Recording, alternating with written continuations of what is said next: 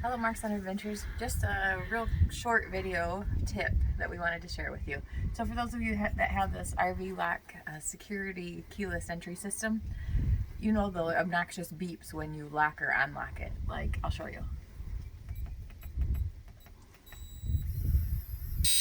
The whole campground hears you.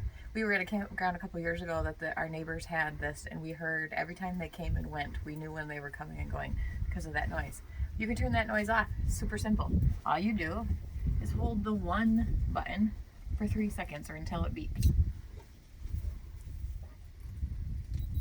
That's it. Now, when I enter our code,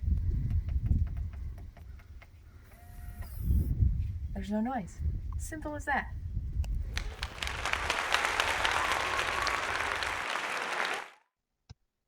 If you like this video, please like and subscribe.